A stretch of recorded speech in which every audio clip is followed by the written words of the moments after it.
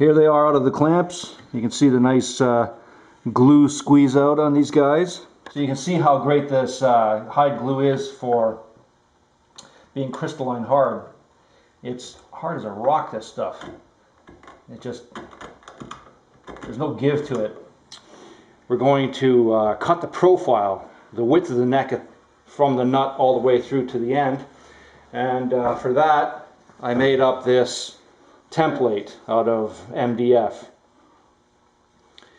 On the nut end, my width is in between 1 5/8 and 1 11/16.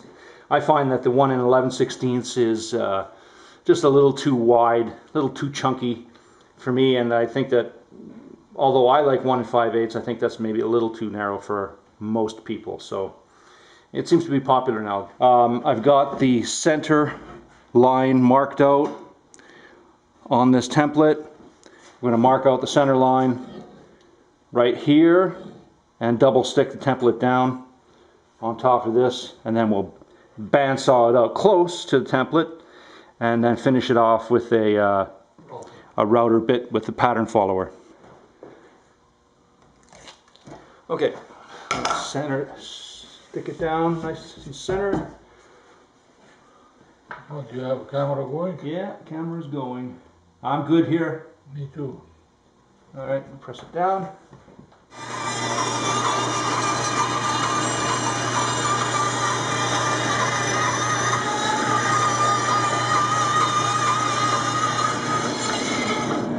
I should have done this cut first, but oh well.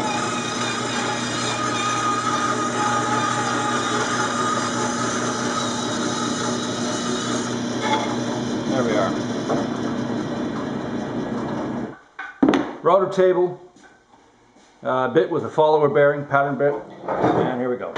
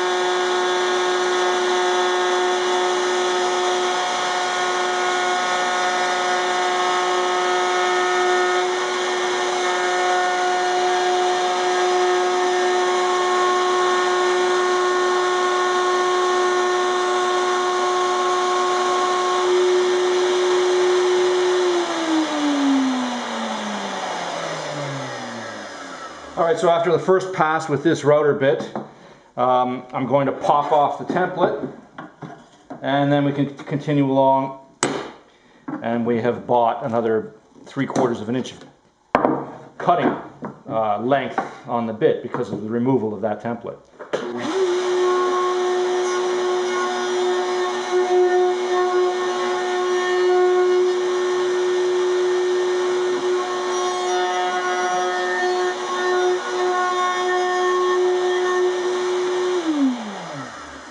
Now the rest of this, that still needs to be cut here at the heel.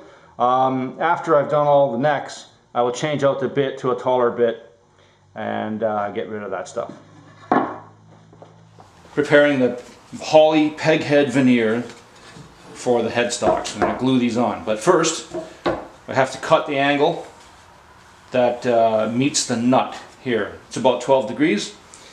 And let her rip.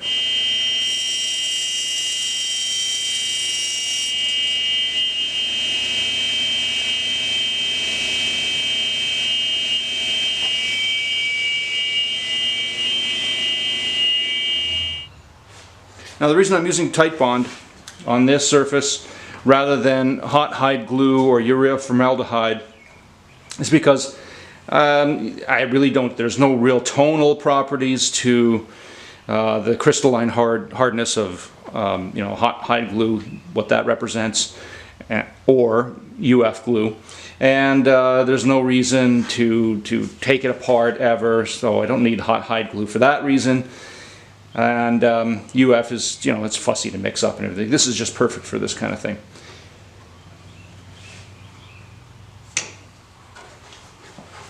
Get my spacer, pull it out of that one there, and okay.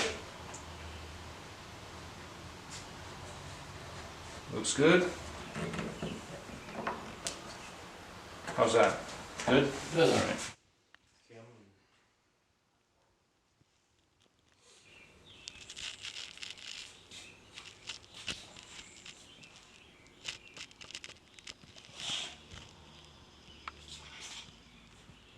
All right, now it's time to make a template for the headstock profile. And this is my template for my acoustic guitars, but it's a little bit too big and wide for what I want for this. I'm going to go with the same kind of simple, I like simple traditional looking lines, so this is what I'm going with, but a little bit of a narrower headstock. So I started with this. This is a half template. This is 1/4 inch plywood. So I shape a half template to where I want it to be, and then I will make a full template from that by flipping it so that it's perfectly symmetrical, right?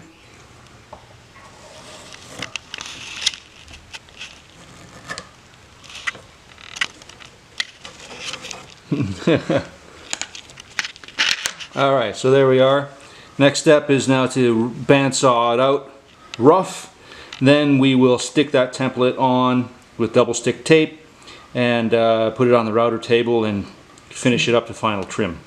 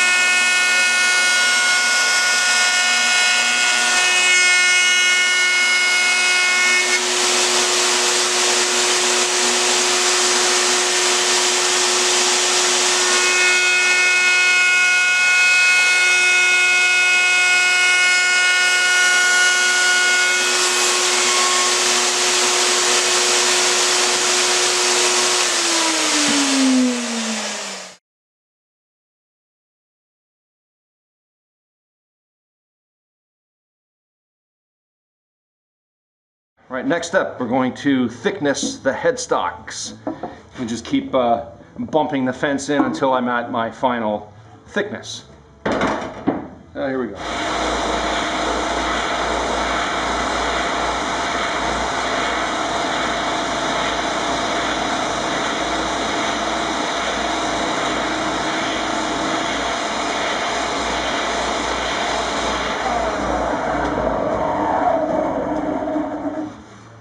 Yep, just a hair more, and this one's done.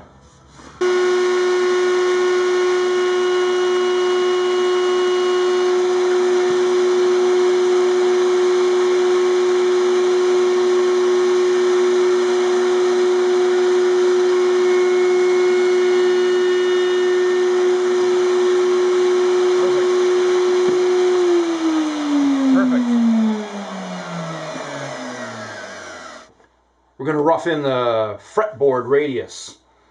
These are going to be 12-inch radius. Yeah, we've got some 12-inch calls. This is what I'm just going to check my progress with.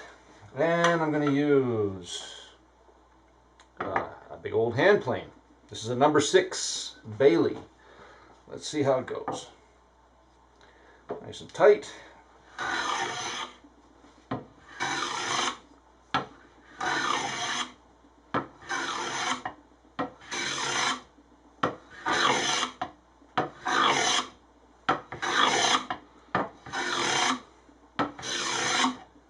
think I can afford to make a little bit of a heavier cut. Let's see. There we go.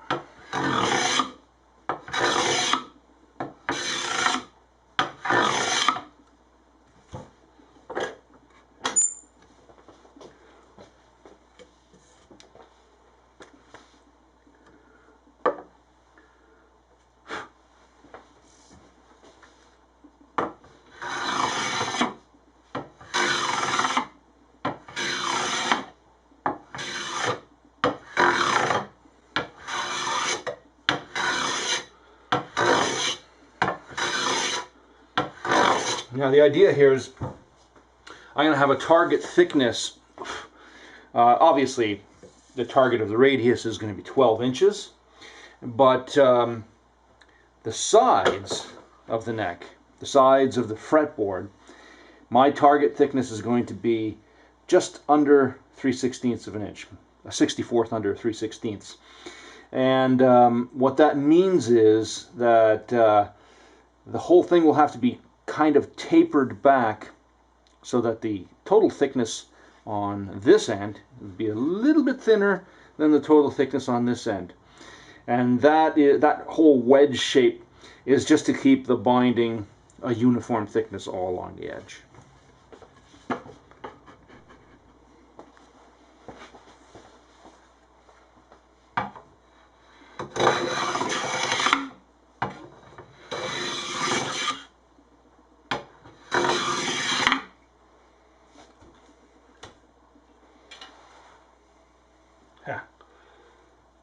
Bunch of ebony shavings. Let's take a look. Pretty good. Pretty good. So that's it for roughing in with the plane. And now we will switch over to a radius block and sandpaper. I got 80 grit sandpaper, and this is just pretty aggressive to level everything out. Get rid of the facets of the facet marks of the plane.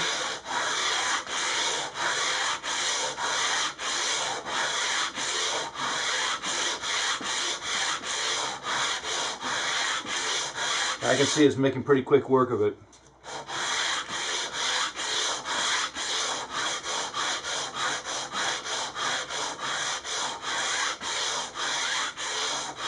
Super important thing when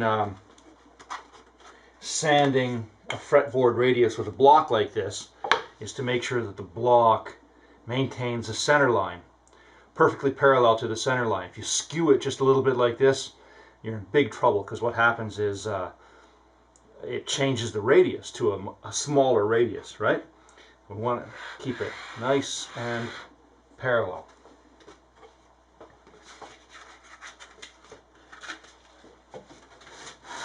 Of course, I'll be refining this with finer grits of sandpaper and such down the line, but it's good to make sure right from the start that everything is straight and true and the radius is not skewed. That looks good. Let's check. Yep. Good. It's good that way. Straight edge. Trustiest tool in the shop. Grade all the way down. What I always do when building is create a bit of a fall off. What that means is from about the 15th fret on, I want this to slope down so that when I put a straight edge on, I see a little gap appear, with the largest gap being at the end of the fretboard. And what that's for is eventually all necks want to distort, and the last little bit, because this will be held in, this will be glued into the body, the tenon here, this will be immobile, and then the neck shaft itself will want to flex, and it'll want to always flex up like this with the pull of the strings, right? And so what essentially happens is eventually it does kind of distort where the neck is pulled up, but since this is immobile here, this last section, the geometry of it is kind of like a little bit of a ski jump here at the end. And so that's why when you build in a little bit of a fall off, you kind of counteract that preemptively.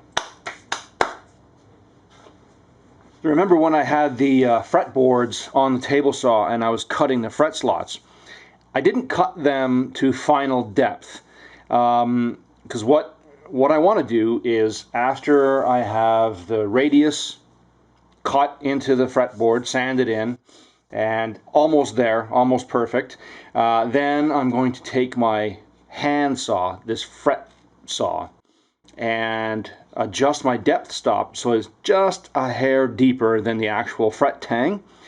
And what that means is it will cut to just the perfect depth for the fret, and not too much. So there's not gonna be too much of an air gap under the fret, just a hair.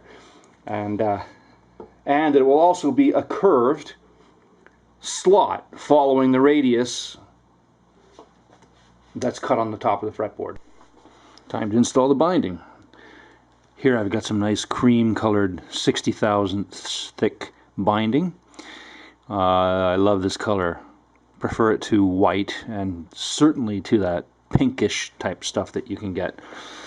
Anyway, let's prep and install this guy.